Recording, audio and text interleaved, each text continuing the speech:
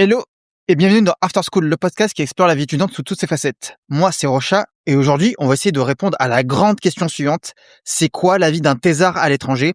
Et est-ce que c'est mieux ou est-ce que c'est pire qu'en France? On voit ça ensemble.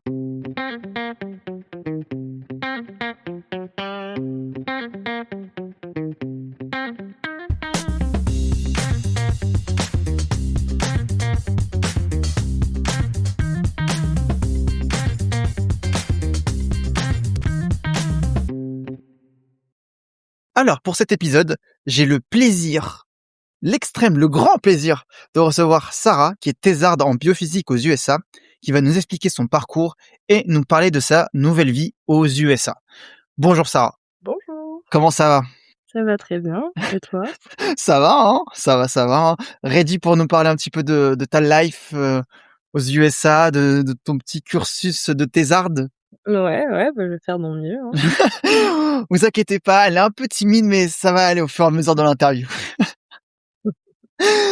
Alors, est-ce que tu peux commencer par te présenter en quelques mots et nous dire ce que tu fais actuellement? Oui, alors donc moi c'est Sarah, effectivement je suis en thèse. Je commence ma 3e année de thèse en biophysique à Caltech, du coup dans le sud de la Californie. Et donc sinon, moi, qu'est-ce que je suis? J'ai fait des études en physique, que la biologie c'est un peu arrivé sur le tard. Et maintenant j'étudie en gros des phénomènes hors équilibre en biologie et je fais plutôt l'aspect théorique. Ok. Et du coup, tu nous as dit que tu avais fait une thèse, mais tu viens de quel parcours initialement? Du coup, j'ai rencontré Amine en prépa. Ah voilà.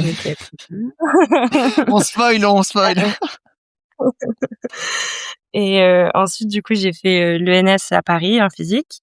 Et ensuite, après ça, je suis partie aux États-Unis pour ma thèse.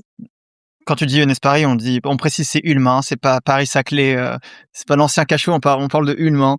On a du très très lourd aujourd'hui. Hein.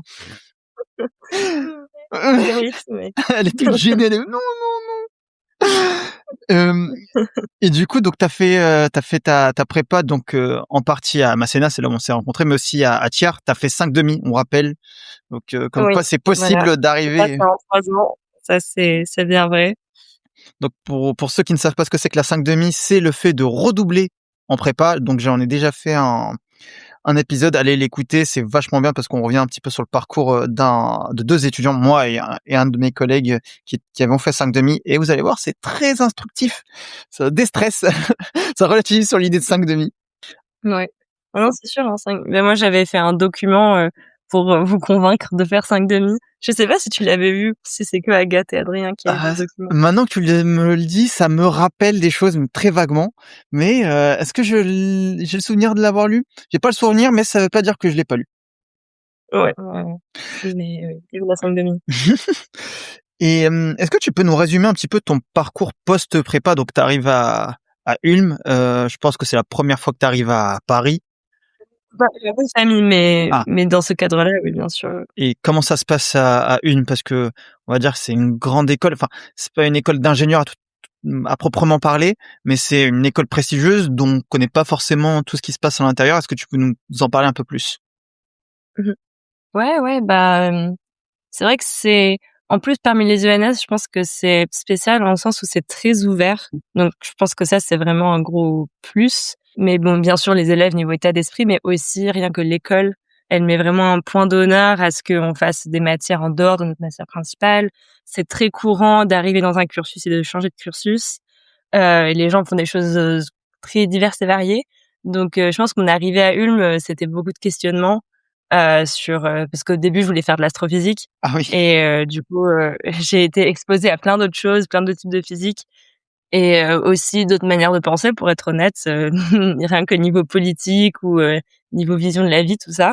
Donc je pense que ouais, c'était mon arrivée, beaucoup de questionnements. Aussi, c'est pas facile, c'est sûr, qu'on va pas se mentir.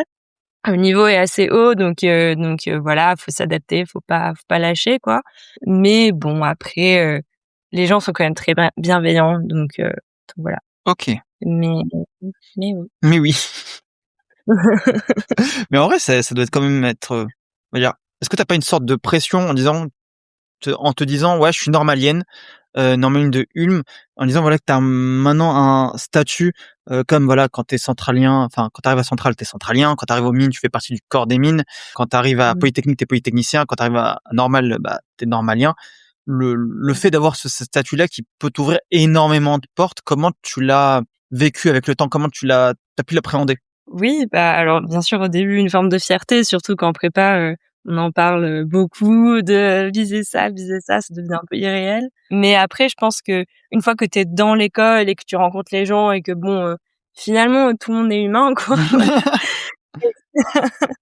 Et donc net, ça t'aide aussi à prendre un peu de recul avec ce statut et aussi d'être très, très reconnaissant pour toutes les opportunités que ça t'apporte.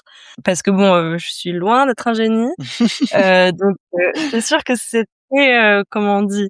Ça te rend humble, Ouais, voilà, OK. d'être avec, déjà les gens, qui sont autour de toi. Et oui et en vrai ce statut, ça vient avec, beaucoup de privilèges comme le salaire, tout ça donc et on est quand même dans un endroit où on est entouré par d'autres universités, donc on se remet aussi en question sur, un peu, tu vois? Mmh. Quelle est ta place? Pourquoi? Comment, rendre ça aussi un peu à la communauté, même si bon, enfin voilà, Mmh. mais Ouais, je comprends. donc ouais, Mmh. voilà. Ouais. Et entre nous, est-ce que dès que tu arrives en 5/2, tu t'étais dit, «Ouais, c'est Ulm ou rien»? Ou est-ce que tu visais Ulm ou est-ce que tu disais, «Si je l'ai, tant mieux et si je l'ai pas, j'aurai autre chose»? Mmh. Tu sais, en fait, j'ai eu une discussion comme ça dans la voiture hier avec des amis. Ah. En vrai, il y a des gens qui fonctionnent très par la manifestation, qui se visualisent et qui ont des goals comme ça. Mais moi, ça a jamais marché pour moi. Parce que je pense que j'ai pu faire ça dans le passé. Mais ma 5/2, vraiment, j'ai pensé à rien. J'étais juste, je Ouais, travaille tu te laisses et porter. j'avais pas vraiment de but. Enfin, oui et non, tu vois. Mais pas de, même si l'ENS a toujours été dans un coin de ma tête parce que j'ai toujours voulu faire de la recherche. Mais non, j'étais pas du tout humourien, hein. J'étais, juste je fais de mon mieux et en fait, au bout d'un moment, tu réalises aussi que, comment dire? Je visualisais plus mon but à long terme qui est de faire de la recherche qu'une école en particulier, quoi. Ah OK, très bien, ouais, je vois. Bah, en parlant un peu plus de ta thèse, est-ce que tu peux nous expliquer en 2 minutes l'objet de ta thèse? En vraiment pour les noobs parmi nous, les moldus, les mortels, c'est quoi l'objet de ta thèse? OK. Bon, alors, je vais faire un petit disclaimer avant, dans le sens où, ma thèse, c'est pas vraiment comme une thèse en France où tu as un sujet et tu bosses sur le sujet et après c'est bon, tu genre, tu vois, c'est tout bien une belle petite bulle.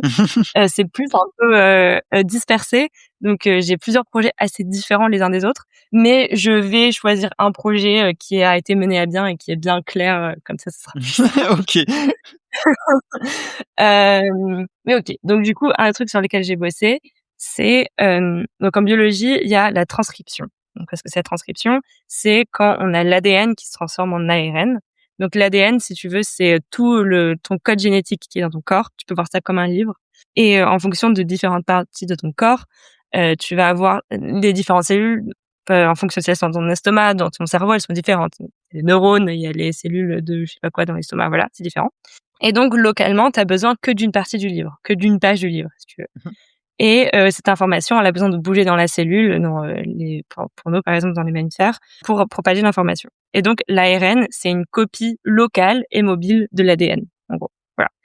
Et comment ça s'est produit? C'est que tu as une protéine qui s'assoit sur l'ADN et qui, en gros, crache de l'ARN. Mais tu as d'autres protéines qui peuvent soit aider la protéine à bien rester sur l'ADN ou en gros dégager la protéine et non, tu ne produiras pas d'ARN pour ce gène-là. Et donc c'est ça qu'on dit quand on dit un gène qui s'exprime ou qui s'exprime pas, c'est en gros ça qui se passe. Et bref, donc tout ce phénomène avec, ces différentes protéines qui vont interagir, on peut modéliser ça, soit avec de la physique statistique, mais du coup là, on est complètement à l'équilibre, donc pas d'énergie à utiliser, sauf qu'en biologie, bon, bah, si on mange pas, on meurt, donc on se doute qu'à un moment donné, il y a une forme d'énergie qui est utilisée. Attends quoi? Si on mange pas, on Donc meurt? Attends, ouais, tu vu? quoi? Dernier Mais livre. ouais, c'est, Donc en fait, seul Napoléon est à l'équilibre. ah ouais, punaise, on a fait prépa et attends, mais on nous a pas dit ça en prépa. Et ouais, il y a des choses, qu'il faut expérimenter par soi-même. La soif, la faim, le chômage. le chômage. Mais donc voilà, donc en gros, c'est modéliser ces modèles ces networks d'interaction, avec, de la théorie des graphes, hors équilibre. Waouh! Et du coup, je pense que ça te passionne, non? Oui, oui, Oui, enfin, oui. oui, Oui, oui, oui, oui, mais juste mon titre, mais oui, oui. non, non, non. Oui, oui, en vrai, c'est fou aussi, j'aime beaucoup ce domaine parce que, biophysique, c'est super large. J'ai fait des choses assez différentes et j'aime bien toucher à tout un peu. Mmh. Donc j'aime bien les projets assez théoriques comme ça, mais aussi faire, d'autres choses un peu plus appliquées. Donc oui, non, franchement, j'aime beaucoup la flexibilité et oui, j'aime bien, résoudre des espèces de problèmes, ça me fait plaisir. Mmh. Bah, super. Et par conséquent, j'allais dire un du coup, mais je pensais à Brunel du coup. Eh oui. Par conséquent, par voie de conséquence, c'est quoi la journée type ou même plus précisément ta journée type en tant que thésarde? Alors ma journée type, je pense que ça dépend beaucoup des thésards et des environnements. Mmh. Moi, j'ai de la chance que mon professeur aussi nous donne beaucoup de liberté, sur notre emploi du temps. Mais, ma journée type, j'essaie d'être quand même assez structurée parce que bon, voilà. Je sais pas, je me réveille, je vais au bureau, j'ai peut-être, un meeting où je peux un peu interagir avec des humains. Hem Et en fonction des trimestres, j'enseigne entre guillemets, enfin j'enseigne pas vraiment, mais je fais les office hours, OK. et je dois corriger des devoirs. Donc il y a un peu de ça dans ma routine et voilà, hein, après je rentre, puis c'est la fin de la journée.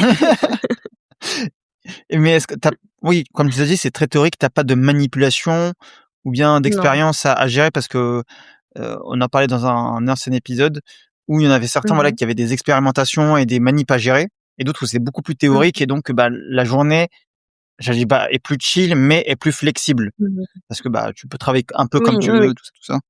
c'est ça. Non, ma journée est plus flexible, mais j'essaie vraiment quand même d'avoir un cadre parce que justement quand c'est trop flexible, c'est un peu enfin, j'essaie de m'instaurer une routine Mmh. justement pour, voilà.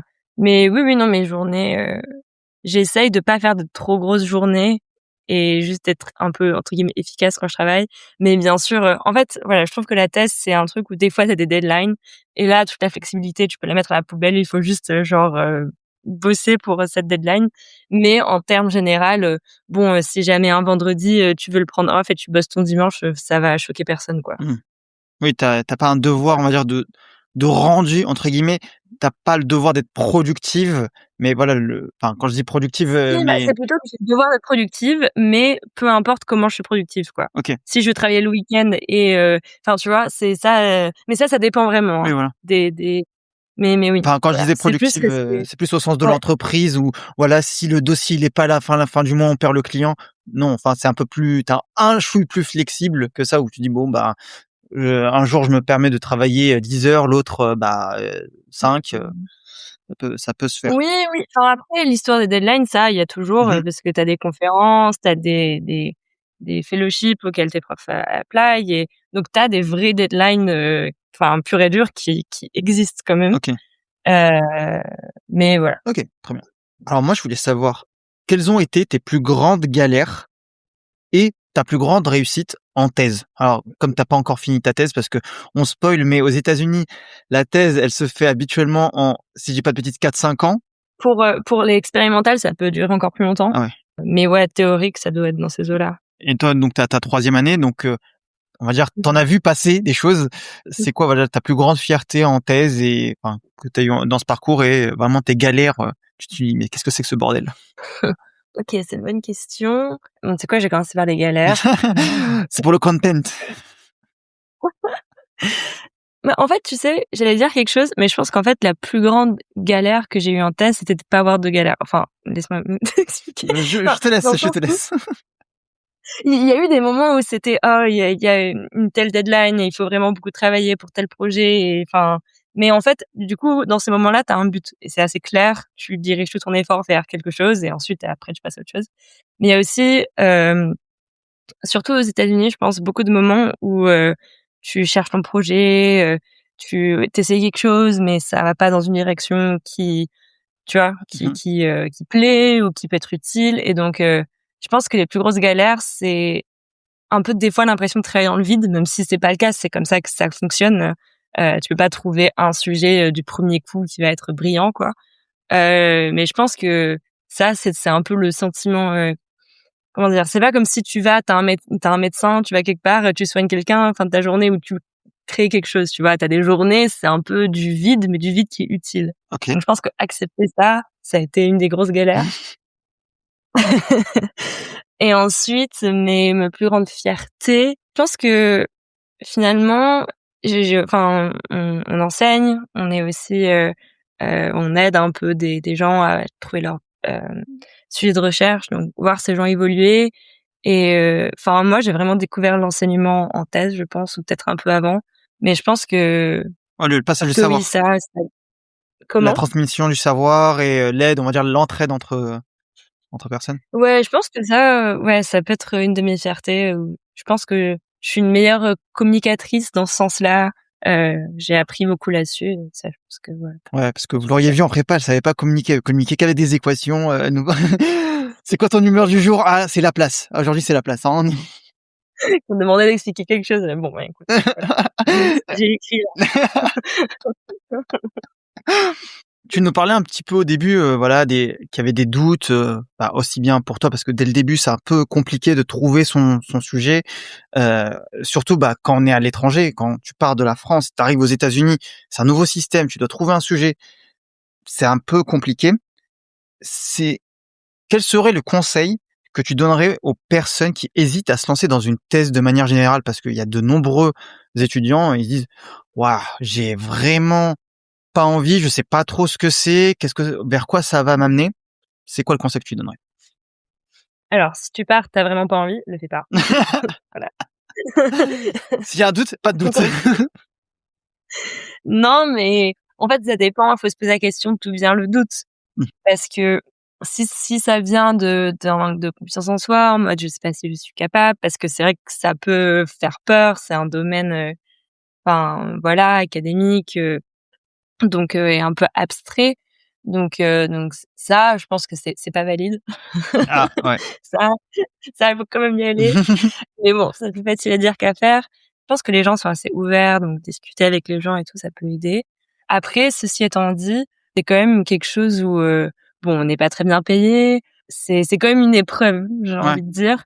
Donc, si jamais c'est pas par passion ou si on se dit qu'on serait aussi heureux en faisant quelque chose direct en industrie et qu'on a des opportunités, dans ce cas, faut peut-être pas y aller, quoi. Mmh. J'irai pas dans une thèse aveuglément. OK.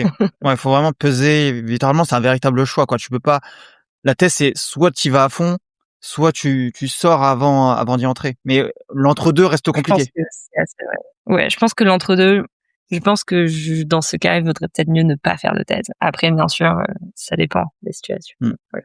Est-ce que c'est possible, genre, tu rentres dans la thèse, tu es pas convaincu au début, mais avec le temps, en parlant, tu t'investis de plus en plus? Je sais pas, j'ai pas jamais entendu parler. Je pense que ça doit être possible, mais à voir. Oui, non, bien sûr, c'est possible. En fait, tout dépend de quel est ton but final, quoi. Parce que souvent, les gens qui font une thèse, c'est parce ils veulent aller dans l'académie, dans la recherche. Et si ça te fait vibrer, mais que t'es pas sûr, du format de la thèse pour X, Y raison, bon ça, c'est encore un autre cas.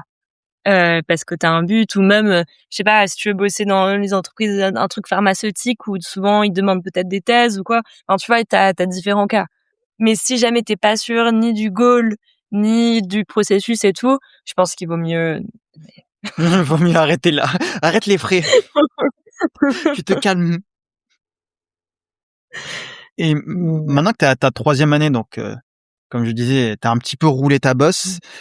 C'est quoi les 3 choses que tu aurais aimé savoir avant de partir en thèse, avant de commencer ta thèse aux États-Unis spécifiquement? Donc vraiment Mmh les mh, mmh.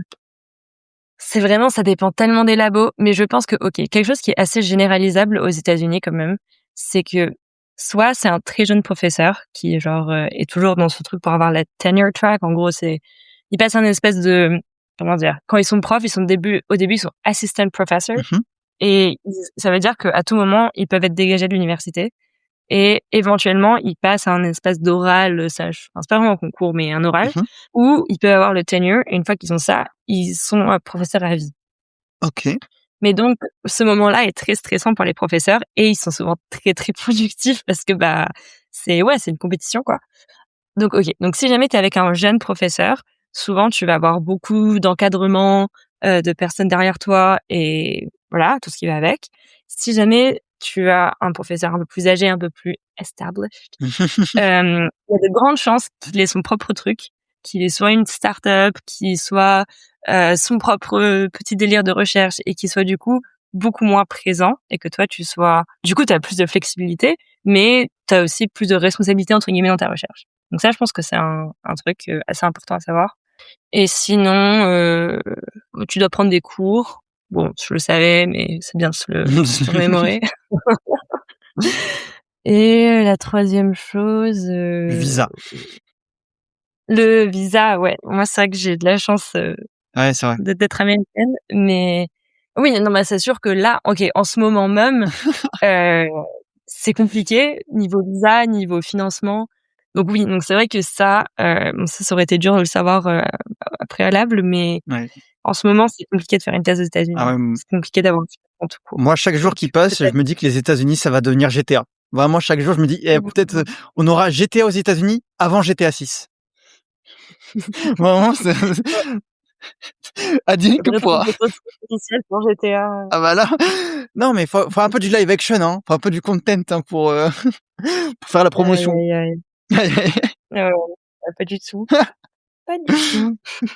Alors, avant de passer aux autres questions, j'aimerais que tu nous racontes un moment qui t'a changé au cours de ta vie étudiante et qui t'a appris des leçons et ce que tu as pu en tirer de ce moment-là. Genre, vraiment un moment marquant de ta vie étudiante et tu te dis: «Waouh, là vraiment j'ai capté quelque chose».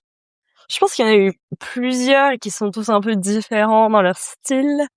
Mais OK, je dirais plus récemment, bah, en fait, parce que du coup, j'ai commencé ma thèse il y a 2 ans et quelques mois, mais il y a 3 ans et demi, j'ai fait un stage de 6 mois dans le même laboratoire dans lequel je suis actuellement. Donc c'est comme ça, en gros, que j'ai atterri ici. Mmh mh. Hem Et je pense que c'était très formateur pour moi ce stage. Heu, donc parce que encore une fois, j'ai eu quand même beaucoup de responsabilités, que je n'avais pas forcément eu avant et ça m'a aidée à, je sais pas, à prendre confiance en moi ou juste, être plus curieuse en fait. Voilà. OK. Donc c'est pas très clair comme moment, mais je dirais que le moment qui m'a marquée, c'est peut-être quand je suis rentrée en France.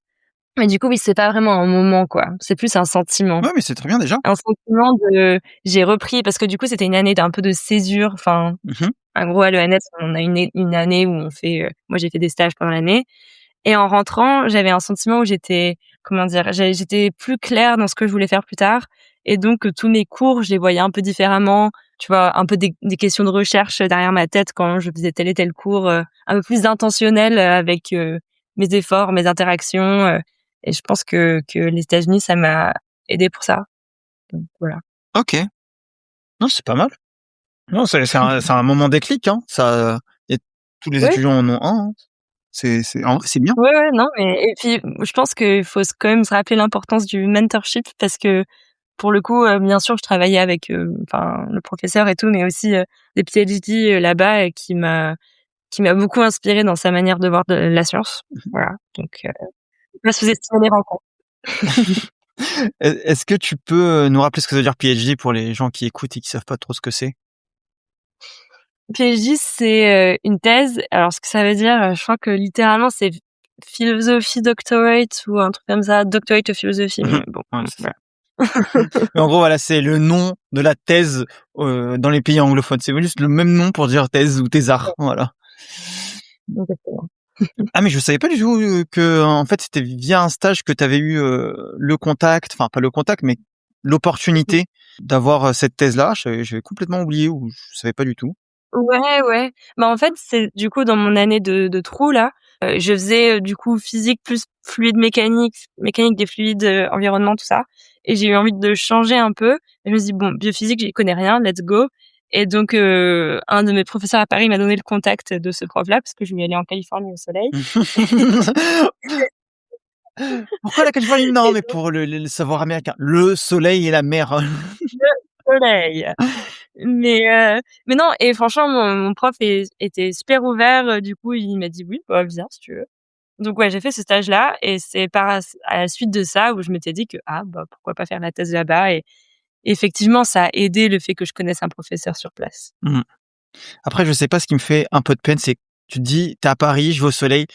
Au lieu de revenir à Nice, non, tu te casses en Californie. Mais après, franchement, je vois écrit Caltech, c'est mieux que Polytech Nice. Ça, je veux pas tirer sur l'ambulance, mais L'université de Nice, elle est pas elle est mal, pas hein, mal. pourquoi pas un petit postdoc? Mais quand tu as Caltech en face, difficile de rivaliser, difficile. Je dis pas que c'est impossible, mais faut se lever de bonne heure, hein. Franchement, l'université de Nice, levez-vous, hein. Levez-vous, mais grandement. Écoute, je pense que le principal argument, c'est, le financement qui n'est pas là en ce Et qui n'est pas là. Où ça, en France? non, aux États-Unis. Ah c'est ça. Enfin en France, mais oui. Mais donc heu, mais donc voilà. Grand respect à l'université de Nice. On va ouvrir une cagnotte pour Sarah, pour qu'elle puisse survivre les prochains mois, parce que ça va être compliqué là. Offrez-lui un Mais cadeau oui, là. bien sûr. Si on reparle un petit peu plus, de ton parcours académique, on l'a déjà dit, donc tu es une thésarde. Déjà, on va pas se mentir que dans le milieu scientifique, il y a très peu de femmes. En prépa, il y en a moins. En école d'ingé, encore moins. En thèse, encore moins. Et du coup, comment tu le vis? Est-ce que ça t'a donné un regard différent? Est-ce que tu Mmh. comprends certaines choses? Enfin, que ce soit bien ou en mal, hein. Est-ce que ça t'a Ouais. apporté des choses? Ou en tout cas, est-ce que tu sens que des fois ça t'a desservi? Oui, bah, en vrai, moi, je pense que j'ai eu un enfin, de par mes choix d'orientation, c'est plutôt l'effet inverse, qu'effectivement en prépa, surtout attire, très, très peu de filles et en fait, à l'ENS, OK, en physique, on était peu de filles, mais vu que c'est pluridisciplinaire, en soi, les gens que je rencontrais, c'était vraiment 50-50 et après éventuellement, je suis allée en biophysique et là vraiment c'est pareil 50-50, OK. voire plus de femmes que d'hommes. Enfin, parce que je suis avec beaucoup de biologistes, Ah d'accord. voilà.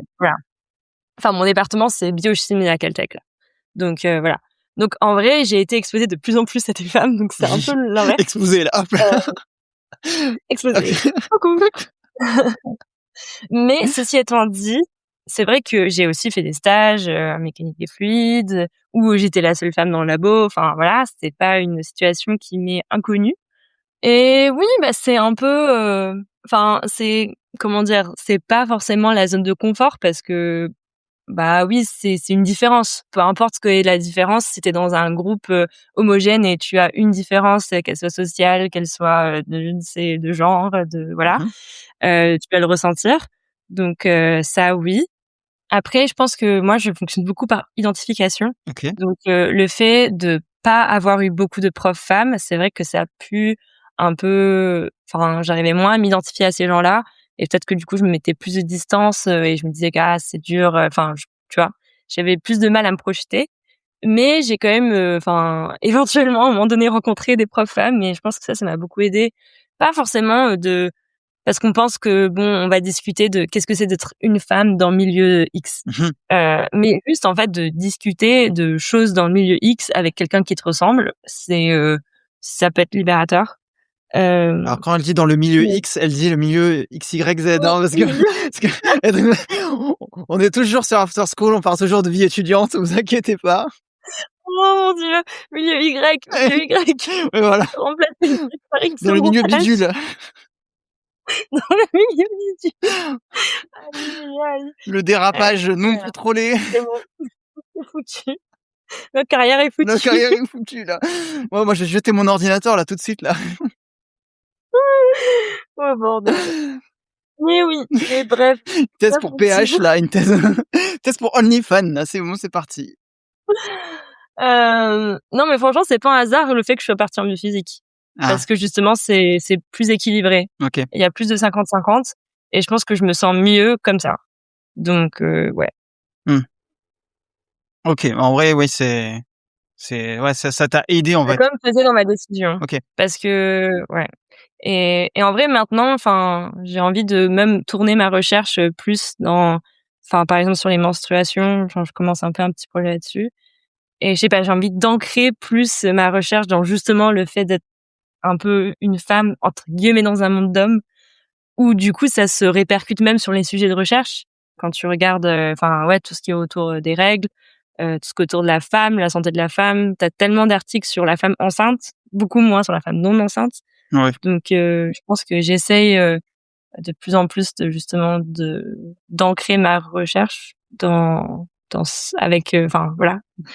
Oui, oui, Mais oui, voilà. non, c'est bien. En vrai, c'est bien parce que, bah, il y a beaucoup d'objets de recherche et même de la vie courante, c'est marqué sur, les hommes. Par exemple, un cas très classique, pour les voitures, les sièges de voiture sont conçus, sur des modèles d'hommes moyens. Alors que les Mmh. femmes, en moyenne, Ouais. sont beaucoup plus petites, dépendant des pays, mais Mmh. en Europe, c'est Mmh mh. généralement le cas. Ou les toilettes, pour Mmh. iso-espace, il y a moins de toilettes femmes que de toilettes d'hommes parce qu'on a les pissotières plus les toilettes, classiques, alors que vous avez juste les toilettes. Mmh. Donc il y a plein de choses où c'est calé dessus et on se rend pas forcément compte de la diff. Mmh. Mmh. Ouais, non, carrément, c'est ça. Bah, dans tous les études médicales, souvent, le comment dire? Le patient témoin, enfin, je sais pas comment on dit ça, mais c'est toujours un homme, quoi. Ouais. Et alors que bon, il y a tellement de différences, on parle des règles, mais tellement d'autres choses, enfin dans le cœur, je pense les concentrations de différents ions, c'est pas les mêmes pour les femmes et les hommes, enfin, tellement de différences que ouais, je dis que c'est peut-être le moment, de se poser quelques questions, quoi. Ouais, c'est vrai. Ouais, non, c'est bien de un petit peu basculer les modèles qui sont déjà existants. Et en plus, bah, tu as même une double différence, le fait que tu sois aussi française, parce que, bah, du coup, tu as baigné dans la culture française et tu arrives aux Mmh. États-Unis, donc tu t'imprègnes un petit peu, mais tu peux la voir différemment et aussi reconsidérer la culture française, ou en tout cas la manière d'apprendre et de faire transmettre le savoir d'une autre manière aussi. Mmh. Oui, non, c'est vrai. Ça C'est après c'est très international Caltech, donc je pense que chacun arrive un peu avec sa propre vision, du monde, de la culture, de l'en de l'apprentissage, tout ça. Mais oui, non, c'est sûr. Et est-ce que tu as déjà senti, genre, où tu parles avec des étudiants et en fait, tu as juste la vision française et en fait, ils te la Mmh mh. pointent du doigt, parce que pour toi, c'est inconscient, mais ils te la pointent du doigt, ils te la mettent en lumière. Tu dis: «Ah mais ouais, c'est vrai que comme ça, je le voyais pas ça comme ça». Je sais pas, Mmh. C'est quoi pour toi la vision française? Genre la culturellement ou, un peu académique? culturellement, académiquement, spirituellement, mentalement. Genre un truc Oui, vraiment, bah, OK, OK, bonne question.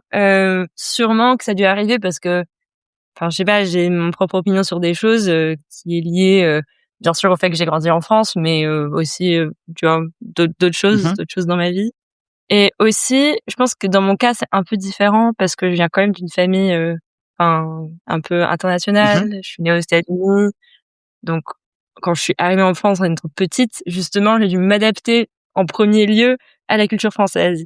Mmh. Donc j'ai toujours été très consciente du fait que Heu, oui, en fonction de différents pays, on a différentes visions des choses et je pense que ça a toujours fait partie de moi. Donc voilà, mais après oui, bien sûr, surtout que c'est marrant de rigoler des Français donc Pour aller tout le temps dans le là. métro, «Ah ouais, ça c'est parce que tu es française», voilà. Oui, oui, Donc baguette. bon, j'ai pas trop eu de moment, genre de spiritual awakening, tu vois? En mode, «Ah oui, en fait, il faut que je remette mon monde en question». J'avoue, pas trop, mais Ouais. bon, qui sait? C'est à venir. Ah peut-être, hein, on n'en sait rien, hein. Moi, il y a des fois où je suis en mode: «Ah, on fait pas ça ici. Ah OK, d'accord. Ah bah c'est juste, peut-être moi, qui connaissais pas, enfin, qui faisait ça comme ça parce que je pensais qu'on était en Oui, France». OK. Oui, non, mais bien sûr. Mais je pense qu'en fait, les États-Unis aussi, c'est tellement, enfin, comment dire? Oui, si, j'ai un peu eu ce choc-là dans le sens où on pense qu'on connaît la culture des États-Unis parce qu'on la voit partout sur tous les, tu vois, les films et tout. Mais en fait, vivre dedans, c'est quand même assez différent. Et finalement, je pense que la culture américaine est quand même très différente de la culture européenne. Mais il y a un semblant de similitude. Et donc, c'est vrai que ça, j'ai mis un peu de temps à, comment dire, à réaliser ça. À ne pas, ouais, Mmh. genre dans les interactions sociales, tout ça. OK, Donc ouais. ça marche. Alors, on va passer un peu plus au cœur du sujet. Alors, pourquoi avoir choisi de partir à l'étranger pour ta thèse et pourquoi particulièrement les États-Unis? Bon, mis à part le soleil, je pense que c'est pas qu'il y a pas que ça. Là, je oui. Ça a joué un petit peu, je pense, mais je pense pas que c'est 99 le soleil et 1 Caltech ou autre chose. Mais pourquoi déjà partir à l'étranger? Parce qu'il y a Mmh. énormément des thésards qui restent, en France. Enfin, énormément, j'ai pas les chiffres en tête, mais Mmh. de ce que je sais, il y a énormément qui restent en France et pas énormément qui partent à l'étranger. Pourquoi ce choix? Alors, je pense que déjà dans mon cas, c'est vraiment j'ai choisi le labo plus que les États-Unis, même si bien sûr, ça a pesé. Mmh. Mais je voulais vraiment faire ma thèse quelque part où je connaissais le prof, le labo, la culture, enfin voilà, le labo, tout ça. Donc pour moi, j'hésitais entre soit un labo à Paris où j'ai fait, mon stage de master à l'ESPCI qui était genre trop cool, soit à Caltech, là où j'avais fait un autre stage qui était aussi et les 2 étaient en biophysique dans des sujets relativement similaires. Mais donc j'ai vraiment fait mon choix plus sur le labo, en gros, que sur l'endroit. OK.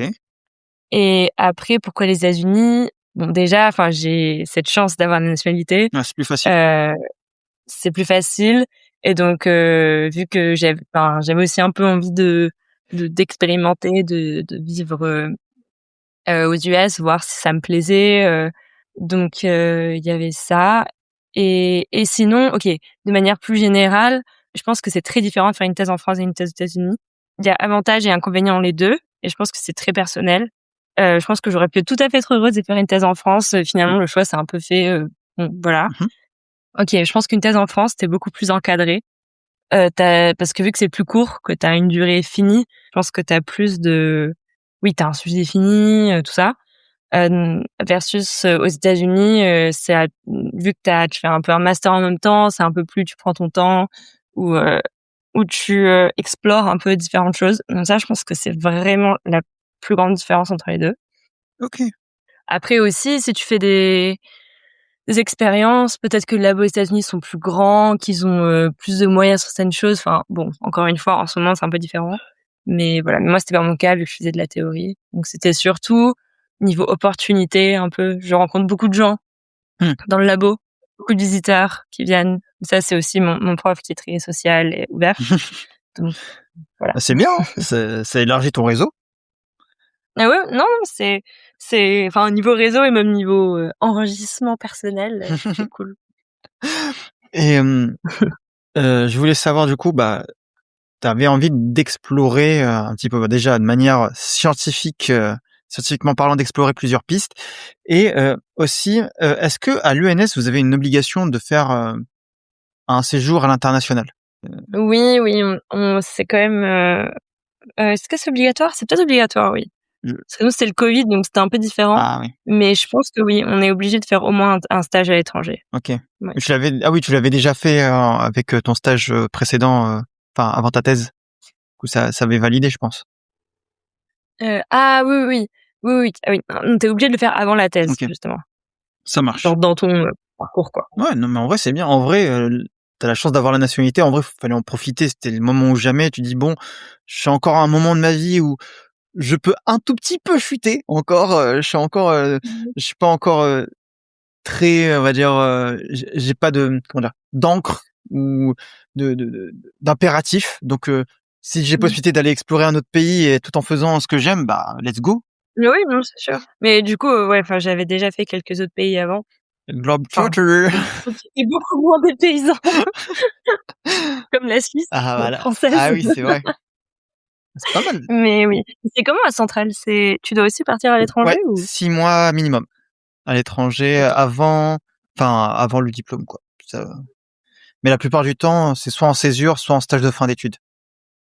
Mmh mh. Donc c'est assez Ah ouais, compliqué. OK. Stage de fin d'études, c'est quand même, délicat de le faire, à Il y l'étranger. a certains qui arrivent à Non, le faire. plutôt Ouais, OK. il y a certains qui y arrivent, mais la plupart le font en césure OK, ou OK, sinon en double ouais. Nous, diplôme. c'est typiquement, en M1. Ah OK. En première année de master, tu fais stage à l'étranger et souvent M2, tu fais ton stage là où tu veux faire ta thèse. OK. Ah oui.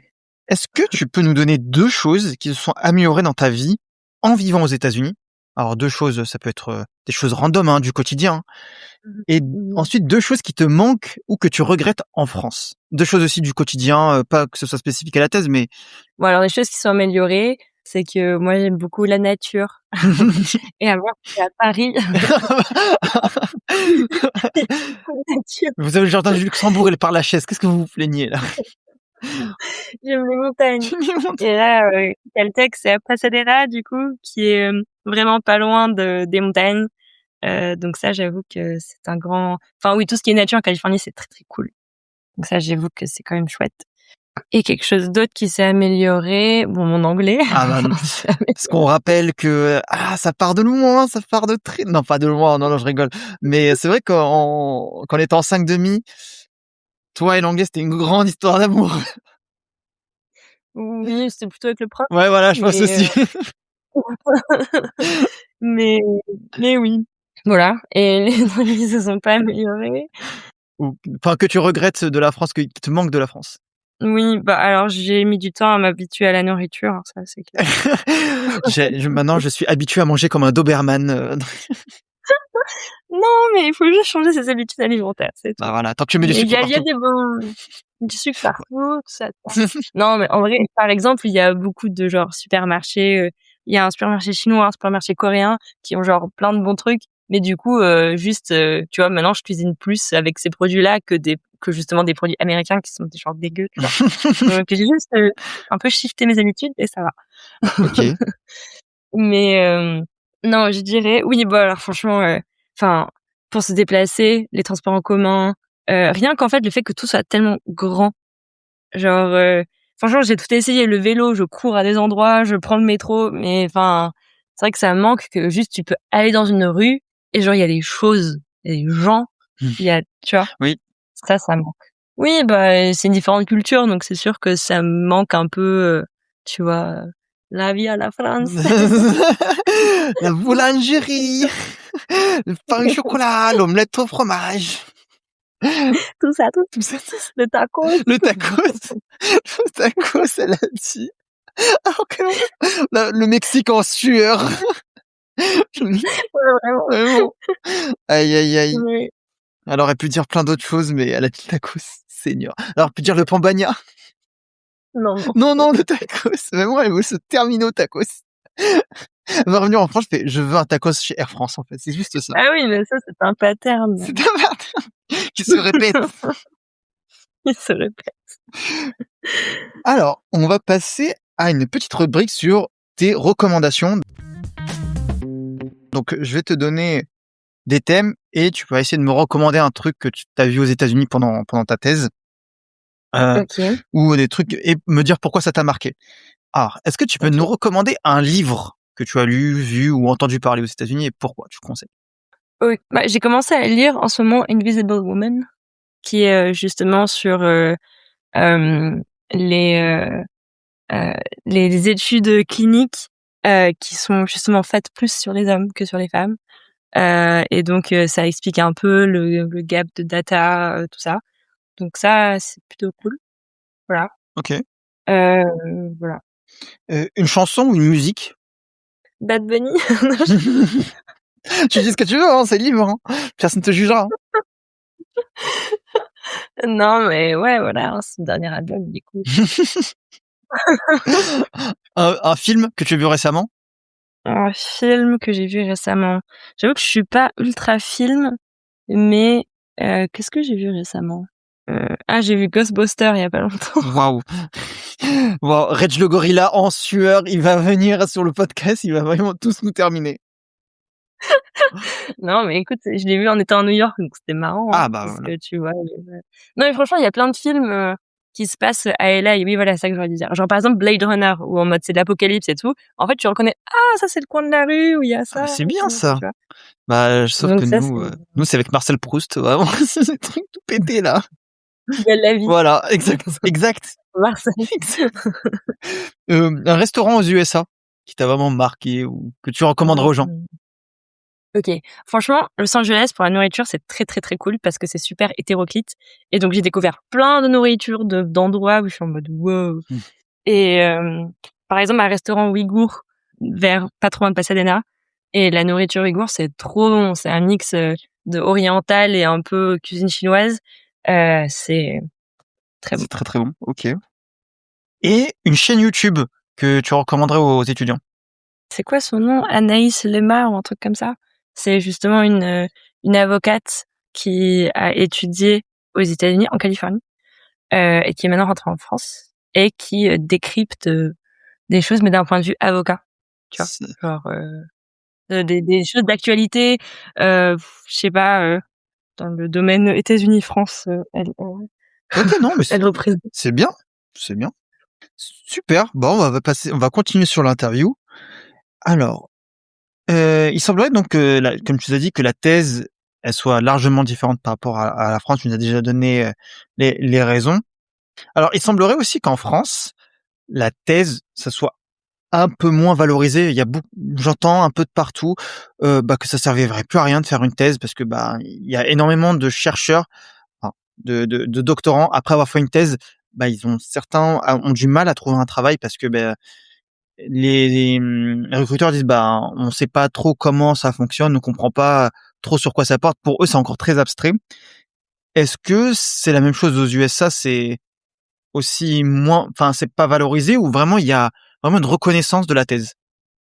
Oui, c'est un bon point. Je pense que en France, je pense que ça dépend vraiment des domaines quand même et que le plus dur, c'est si jamais tu vas te réorienter. Si tu as fait une thèse très théorique et que tu veux aller dans un autre domaine, je pense que là, ça peut être compliqué.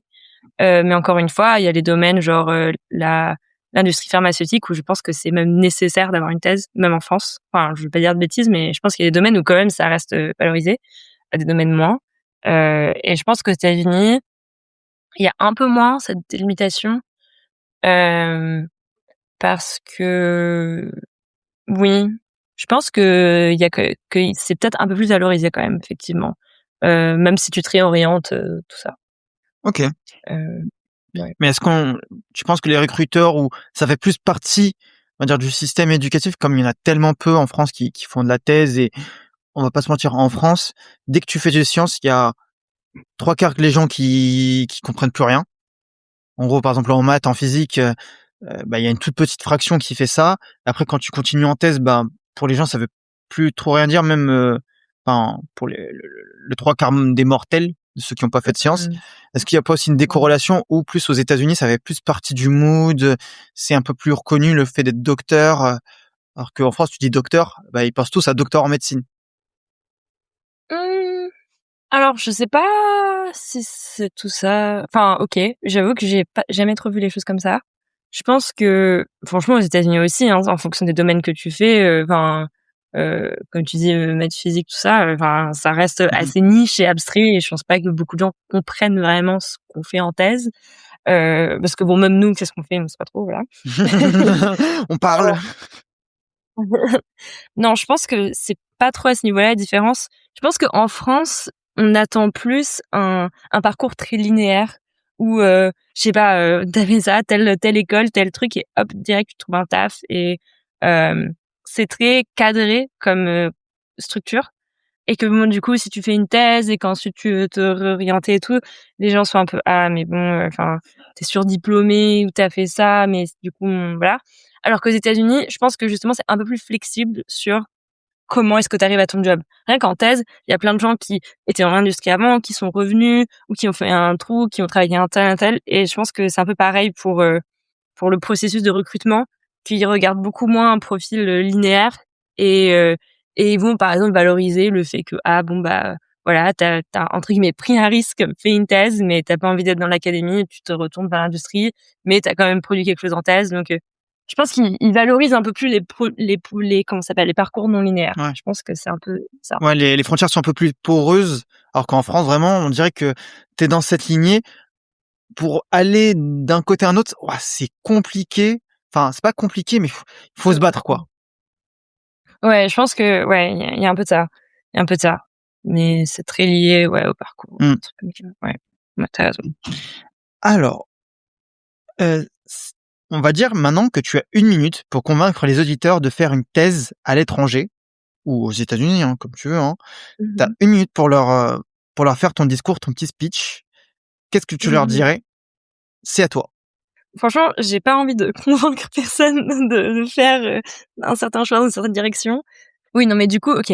Les avantages, c'est que je pense que c'est cool d'avoir une expérience à l'étranger à un moment donné dans sa vie. Tu pas besoin d'être les États-Unis, mais je pense que, en tout cas, du moins moi, ça m'a beaucoup apporté sur, ma vision du monde, tout ça. Donc je pense que c'est cool d'à un moment donné, sortir de sa zone de confort et aller dans un autre pays. Donc voilà, je pense que ça, il faut y réfléchir.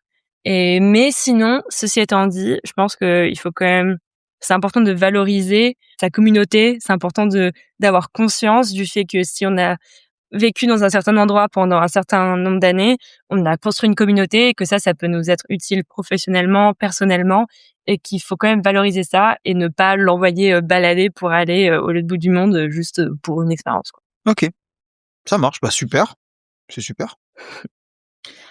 Il nous reste plus que 2 questions et après on passera au vrai faux. Alors, OK. avant-dernière question, bah, tu vas bientôt finir ta thèse, dans quelques années. On Alors croise les doigts. voilà. Alors, c'est quoi tes ambitions professionnelles et qu'est-ce que tu envisages par la suite? Rester aux États-Unis ou bien revenir en France? Bah, je sais que c'est encore un peu loin, mais en tout cas tes ambitions professionnelles. Je suis quand même ouverte en fonction des opportunités que j'aurai, mais je pense que j'ai quand même envie de rentrer en France à terme.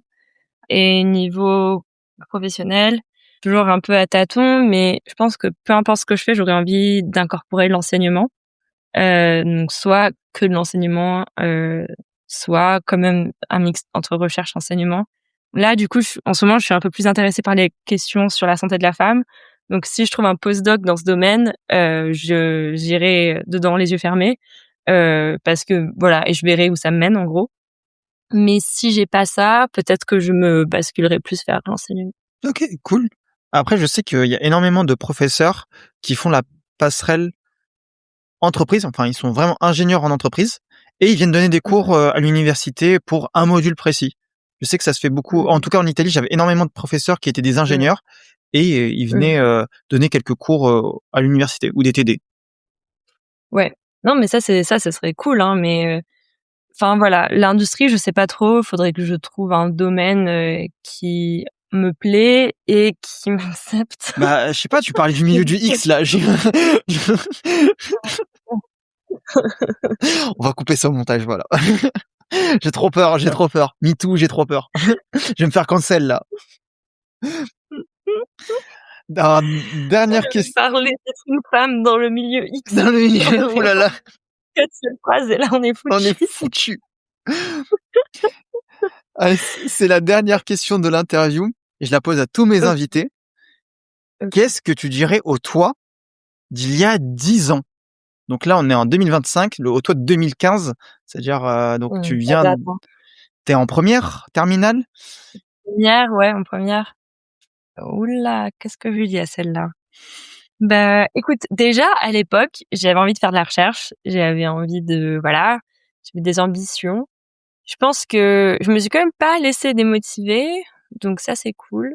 Mais je pense que oui, bah, les trucs un peu bateaux en mode, «Aie plus confiance en toi». Heu, Crois en l'âme des cartes. mais, mais je dirais OK, en vrai si, un vrai truc, c'est que, en fait, quand tu fais tes études ou même quand tu grandis, tu as plein d'expériences qui un peu te tombent dessus, tu rencontres des gens, tu vas à tel cours, enfin voilà, telle et telle chose et je pense que des fois, je me suis un peu laissée porter par, un flow ou par, des choses, mais que si maintenant, tu vois, je devais revivre, certaines interactions, certains cours, j'essaierais de vivre plus dans le moment présent et d'être un peu moins, dans je veux dire la planification, j'ai jamais été une très grande planificatrice, mais mais je sais pas, Dans essayer de l'anticipation. tirer un maximum de toutes les interactions, que tu peux avoir, voilà. OK, non, mais c'est bien, hein. Ouais, non, c'est vrai, profiter du moment présent, des fois, c'est compliqué, hein. Ça Ouais, ouais, d'être vraiment, complètement présent, c'est pas évident. ouais, tu toujours ton cerveau, il se dit: «Mais attends, qu'est-ce que je vais faire dans, 3 semaines?» alors que tu pourrais juste prendre quelques minutes pour profiter du moment présent. Des fois, ça arrive, hein. C'est chiant, Ouais, c'est chiant quand c'est fait ça. ouais, ouais, tu t'identifies. Oui, oui, oui, c'est horrible. Oui. Parce que tu as l'impression de jamais profiter, de toujours vivre, en anticipation du futur et jamais en fonction de t'as pas l'impression de vivre, mais t'as l'impression de planifier ce que tu vivras. Mmh. C'est pas bien dit, Ouais, mais ouais, non, mais c'est ça, hein. Et au finalement, des fois, la meilleure façon de planifier, c'est juste d'être 100% présent, et puis c'est comme ça que les opportunités, arrivent, quoi. ouais, c'est vrai. OK, super. Alors, on va passer à la deuxième partie sur le tu préfères. Donc, je vais te donner à chaque fois 2 options et tu devras me répondre assez vite sur ce que tu préfères. Let's go. Tu préfères finir ta thèse en 3 ans ou en 5 ans? 3 ans. Tu préfères assister à une conférence prestigieuse aux USA ou publier un article dans une revue française reconnue? Je connais pas de revue française, donc je dirais conférence prestigieuse aux USA. Tu préfères faire un exposé devant un grand amphithéâtre ou un petit séminaire intimiste? Petit séminaire. Tu préfères un encadrement très strict de ton directeur de thèse ou une grande liberté dans ton travail? Oh là, c'est une grande question ça. Bon, je dirais quand même liberté. Tu préfères manger un bon burger américain ou un plateau de fromage français? Voilà, en ce moment, plateau de fromage. Tu préfères suivre un séminaire passionnant mais stressant ou avoir des journées plus calmes mais monotones? Passionnant, mais stressant. Tu préfères être reconnu dans ton domaine aux USA ou dans ta ville natale en France? Ah bah, du coup, tu pas de ville Mmh. natale en France, mais Oui, elle bon, je dirais bon, OK, je vais dire aux USA parce que c'est plus grand que ma ville natale en France. tu Qui préfères n'existe pas. qui n'existe pas, voilà, c'est ça. Aïe, aïe, aïe. Celui qui a préparé la question, là. C'est moi, hein. Parce que je suis née aux États-Unis, pour le Ouais, voilà, contexte. c'est ça. Tu préfères travailler seul ou en équipe? En équipe, en équipe. Je pense que ça, c'est enfin, tous mes projets sont presque tous sont des collaborations. Tu préfères avoir un post-doc payé aux USA ou une bourse prestigieuse en France? Enfin, c'est-à-dire une bourse prestigieuse. Donc postdoc en France ou aux États-Unis, c'est Ouais, ça? c'est ça. Je pense que je préférerais faire mon postdoc en France, OK. Tu préfères travailler dans le public ou le privé? le public. Tu préfères recevoir un prix académique ou écrire un livre de vulgarisation? Mmh. Je pense que j'aimerais bien, aller dans la vulgarisation à un moment donné, donc peut-être le second. Tu préfères la campagne française ou la campagne américaine? Dans la campagne française, Il y a pas de bison. campagne américaine, bon, c'est un peu Il y a juste des jaguars. avoir un génie pare-balles. Oh, le deuxième cancel. Ouais, franchement, si un jour il fouille mes réseaux sociaux, qu'il trouve ça, je vais juste jamais arriver aux États-Unis, en fait. Ouais, je pense que Ni vivant, ni mort, en fait. Juste. Tu préfères un labo calme et discret ou un environnement très dynamique et bruyant? je dirais quand même dynamique. Tu préfères célébrer Noël aux États-Unis ou en France avec toute ta famille? Alors là, le petit shade qui C'est ça. Aux États-Unis avec des parfaits non, mais inconnus bien ou en France avec ta famille que tu aimes? non, mais bien sûr que je préférerais le faire avec ma famille. Voilà. Mais bon, du coup, ce Noël-là, je le ferai sans ma famille. Ah, c'est pas grave. Alors que le Noël dernier, tu l'avais fait. C'est bien. Voilà, oui. Je rentre une fois par an. J'ai déjà utilisé mon social. Bah, super, super, super. Bah, on va pouvoir passer à une dernière partie sur la réaction à l'actu. Donc, je t'ai envoyé un petit article de l'Académie des sciences qui porte sur les menaces de l'administration Trump sur le système académique et sur le système de recherche aux USA. Donc, on est bien au courant que là, l'administration Trump veut clairement couper dans les budgets aussi bien des universités que des recherches et même d'autres organismes américains. Et on va dire que c'est très grave. Et moi, je voulais te demander comment vous le percevez de l'intérieur, vu que tu es à l'intérieur. Comment ça se perçoit? Comment les discussions fonctionnent? La vie fonctionne aux USA depuis l'arrivée de Trump? Oui, alors, du coup, si on reste, sur l'aspect purement académique, bah, alors oui, nous, on le ressent, 100%. Alors, je pense que tous les labos le ressentent. Bien sûr, ceux qui font peut-être des recherches, sur, je sais pas, les études de genre, le climat, ça peut être encore pire. Mais du coup, donc déjà, il y a comment ça s'appelle? C'est NSF, c'est en gros, des bourses que tu peux avoir en tant qu'étudiant. Donc ça, il y a 50% de ces bourses-là qui n'ont juste pas été attribuées et c'est le cas pour plein d'autres, institutions, genre le NIH. Pareil, ils lisent même pas les applications de bourse. Enfin, en gros, le motto, c'est de juste couper les financements sur plein de choses. Il y a des mots-clés comme vaccin qu'il ne faut surtout pas écrire dans ces bourses, sinon tu sais que t'es foutu. Waouh! Ouais, non, c'est compliqué. Bah, il y a du coup, par exemple, l'année dernière, les promos, ils sont beaucoup plus petites parce que juste, ils peuvent plus financer les gens. Et il y a des gens qui ont été acceptés puis refusés parce que juste, il y a pas d'argent. Donc, je trouve ça vraiment dommage parce que quand tu regardes, comment dire, le bilan financier des États-Unis, finalement, comparé à l'année précédente, ça a augmenté. Mais pourquoi? Parce que, ça coûte cher de oui, toutes les mesures pour l'immigration, tout ça, ça mobilise beaucoup de gens, de l'armée, tout ça. Donc ça, c'est l'argent qui est mis pour ces domaines-là, ces causes-là, au lieu de financer la recherche. Et la recherche qui est financée, c'est vraiment pour des choses plus appliquées.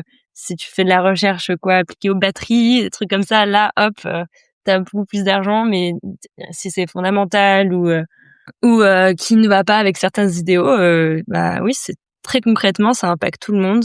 Moi, par exemple, je dois enseigner beaucoup plus juste pour payer mon salaire. Donc voilà. Ah ouais? Oh punaise, mais beaucoup quand tu dis beaucoup plus, c'est 2 fois plus ou? En gros, normalement, je devrais enseigner peut-être une fois par an, mais là, du coup, j'enseigne, tout pendant toute l'année, quoi. Ah oui! Ah ouais, c'est Ouais, vraiment radicalement différent et ouais. est-ce qu'il y a une pression aussi, de la part de j'ai envie de dire de vos directeurs de thèse? Par exemple, tu dis: «Bah, je vais explorer ça, mais par exemple, j'aimerais aborder, ce sous-passage-là, par exemple, cet axe-là». Est-ce que, par exemple, les Mmh. directeurs de thèse sont un peu plus réticents en disant: «Ah, fais attention, on pourrait peut-être, essayer de voir autrement pour pas se faire, cuter le budget»? Ouais, alors ça, encore une fois, je pense que ça dépend vraiment des profs. Enfin, chacun essaye un peu de tirer son épingle du jeu comme ils peuvent. Enfin, moi, mon prof, vraiment, sur ça, il est très cool parce qu'il pourrait dire, OK, bon, ouais, il faut finir la thèse plus vite, il faut faire ça. Enfin, bien sûr, on a quand même un peu de pression là-dessus, mais il reste quand même très compréhensif. Et au niveau des sujets, je dirais que c'est plus sur comment est-ce que tu vas écrire ta demande de bourse. Tu vas genre, un peu tourner, tu vois, Mmh. ton sujet d'une manière qui plaît à ceux qui te donneraient éventuellement de l'argent. Mais après oui, par exemple, je mentionnais que j'avais envie de travailler sur les menstruations, tout ça. Seulement, il m'a dit que ça pourrait pas être mon sujet principal, par Ouais, exemple. OK, ah oui. Ah ouais, c'est vraiment à ce point-là et en plus, Pas en toutes les lignes, voilà, mmh c'est ce que j'ai ouais, il a dit: «Faut faire il c'est fait ça en touchy, toute quoi». connaissance. Oui, voilà, enfin, c'est même pas un sujet principal du labo, donc il y a plusieurs raisons. C'est pas que pour le financement, mais bon, voilà. OK. OK, ah oui, oui. Mais j'imagine en plus les thésards dans le milieu de l'environnement ou du changement climatique, c'est ciao! Mmh. Bah non, il y a pas de changement climatique, vous dites quoi là? Vous êtes juste des gaslighters? Mais Ouais, ouais. ça doit être horrible, enfin, je comprends pas, enfin, l'université aux Mais en plus, États-Unis, elle est c'est ultra ouais, connue. Elle a apporté énormément d'innovations donc tu ouais. tires, tu mets une Non, balle. c'est vraiment c'est pas logique. Ouais, c'est ça, si tu viens handicaper les gens qui vont venir t'apporter des richesses dans quelques années. Donc, est-ce que tu penses vraiment qu'ils vont être redevables à un système qui a voulu leur mettre des bâtons dans les roues pour X, Y raison?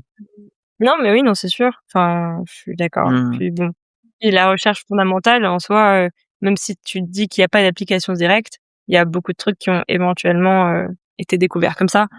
C'est un peu une pyramide, quoi. Mmh. Heu, donc si jamais tu enlèves, le socle, c'est plus très stable. Ouais, c'est ça. J'ai l'impression que oui, c'est vraiment une vision court-termiste et se dire: «Bah, j'ai 4 ans pour faire ça, Mmh. faut que je le fasse au plus vite, faut que je speedrun et de toute façon, dans 4 ans, bah, ce sera mon successeur et il verra, et ce sera à lui de réparer les pots cassés, mais je serai plus là». Ouais, mais oui, non, mais puis en plus, c'est qu'il y a des choses, sûrement des domaines qui sont beaucoup affectés, mais après, même à travers les domaines, vu que les bourses en général, il y en a beaucoup moins. En fait, le financement par l'État, c'est maintenant, ils cherchent c'est principalement des financements privés ou des choses comme ça. Et tu vois, les bourses, ça fonctionne par cycle. Mmh. Je prends par exemple un cycle de 5 ans. Donc si jamais ta bourse est finie, tu as besoin d'une nouvelle bourse et du coup, tu l'as pas parce que juste le gouvernement ne va même pas lire, ta demande de bourse.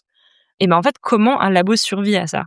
Et c'est pas en mode une entreprise où, tu pas d'argent, le labo il disparaît et il va pas être recréé dans 5 ans. Ah oui. Donc enfin, ouais, je pense que c'est avoir des conséquences, ouais, pas cool. Oh, mais c'est affreux et surtout que, bah, il y a de nombreux scandales, que ce soit avec Columbia, avec Harvard, avec Mmh Stanford, si je dis pas de bêtises. Ils mh. tombent en plus même, pas que sur les thésards, mais aussi sur les programmes en eux-mêmes. Donc waouh! Mmh. Tu veux dire que là, le monde, surtout je crois que la ministre de l'éducation, j'ai oublié comment elle s'appelait, Oui, Linda Voilà, McMahon. Linda McMahon, exactement, qui vient de la WWE, donc la licence de catch et Ah oui. qui avait quand même Ah oui, énormément de problèmes.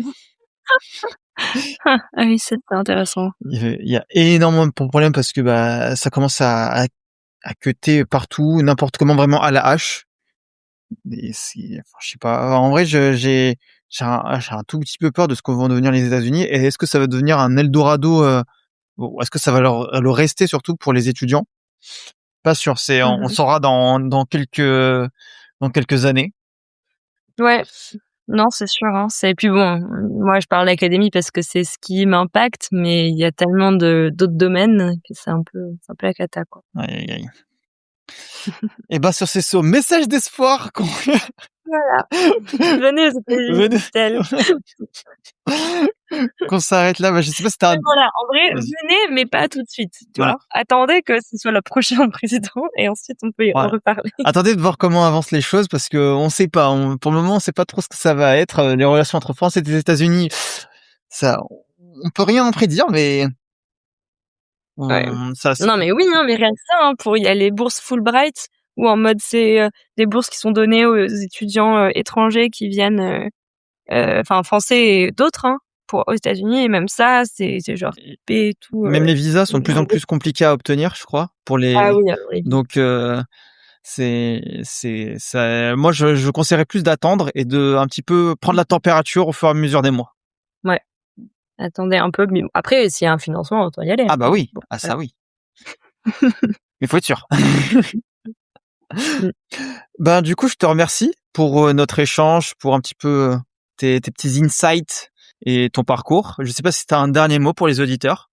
Oui, bah, oui, c'est sûr que du coup, être étudiant, c'est un peu un moment où on se pose plein de questions, sur son avenir, sur soi-même et je pense que c'est important d'essayer d'apprendre à se connaître soi-même et de se demander pourquoi est-ce qu'on fait les choses, pourquoi on a envie de partir dans tel ou tel domaine, mais aussi, de se faire confiance et de pas trop écouter les gens qui disent que: «Ah, ça c'est impossible, si tu fais ça, tu Mmh. auras pas de travail, si tu fais ça».